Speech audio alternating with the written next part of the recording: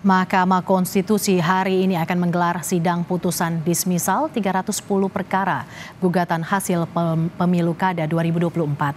Sidang dismisal akan menentukan perkara mana saja yang berlanjut ke tahap pembuktian dan pemeriksaan saksi. Sidang akan dipimpin oleh Ketua Mahkamah Konstitusi, Soehartoyo, dan 8 hakim konstitusi lainnya. Di antaranya, ratusan perkara yang akan melalui putusan dismisal ada perkara gugatan yang dilayangkan oleh Cagup dan Cawagup Jawa Timur, Tri Risma Harini, Gus Hans, dan gugatan Cagup dan Cawagup Sumut, Edi Rahmayadi, Hans Basri Sagala. Lebih lengkap soal jalannya sidang putusan dismisal, kita sudah terhubung dengan jurnalis Kompas TV, Edwin Chan, dan juru kamera Wandi Jansen di Gedung Mahkamah Konstitusi Jakarta. Selamat siang Edwin, apakah sidang sudah dimulai dan apa tahapan selanjutnya setelah putusan dismisal ini, Edwin? Selamat siang Mercy dan juga saudara. Jika pertanyaannya adalah sejak kapan sidang ini dimulai, yakni pukul 8 pagi tadi memang mulai tepat waktu, dan hingga sekarang di tempat saya berdiri sekarang, yakni di depan dari ruangan sidang dari Mahkamah Konstitusi sendiri, pukul 11:40 maksud kami 11:50 sekarang, totalnya sudah ada kurang lebih 40 dari permohonan yang dibacakan keputusan selaknya di sini. Nah, terkait dengan gugatan sengketa pilkada yang yakni kemarin disampaikan PHPU dari tatanan gubernur maupun wali kota dan juga bupati seperti itu, totalnya ada 310 perkara. Yang datangnya 23 dari PHPU gubernur dan wakil gubernur, 49 PHPU wali kota dan juga wakil wali kota, lalu 238 sisanya dari PHPU bupati dan wakil bupati. Dari total 310 perkara ini, tadi sudah ada beberapa wilayah yang telah selesai gitu ya, telah dibacakan keputusan selanya. Di sana ada Kabupaten Tapanuli Utara, lalu juga ada Kabupaten Bogor, dan masih banyak wilayah-wilayah lainnya. Pada sesi yang pertama ini, yakni dari pagi hingga siang, akan ada 58 permohonan yang dibacakan gitu, sengketa yang dibahas.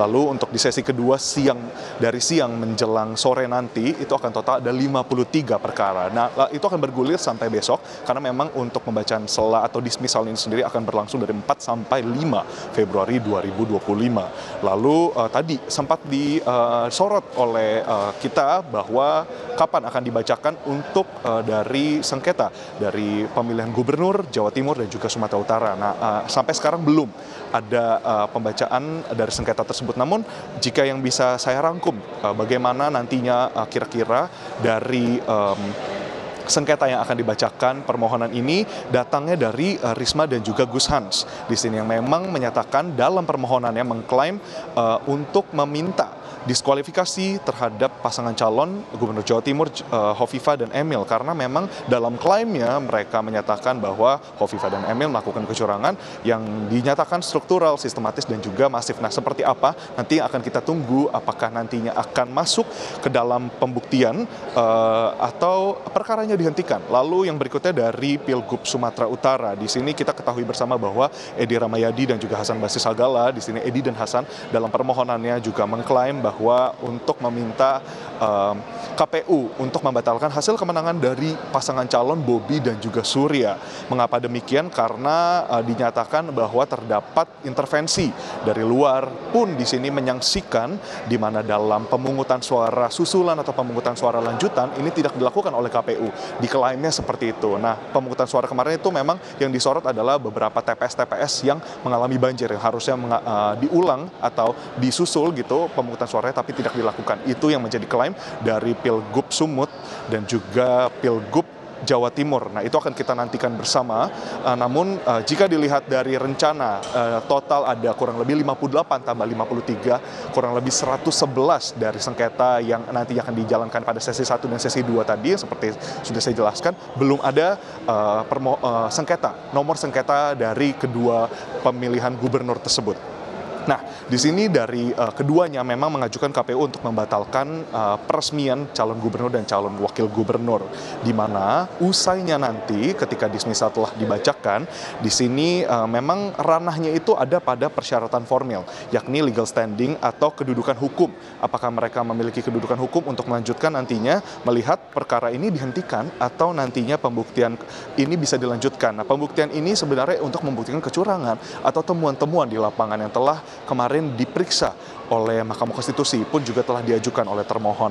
Nah, nantinya akan masuk ke dalam sidang pemeriksaan dari 45 Februari hari ini dan besok. Lalu untuk masuk sidang pemeriksaan lanjutan untuk memeriksa saksi dan juga ahli di sini akan dilaksanakan di 7 hingga 17 Februari 2025. Dengan apa? Dengan syarat bisa membawa 6 orang untuk tatanan di pemilihan gubernur, lalu untuk pilwalkot dan juga pilbub di sini untuk 4 orang.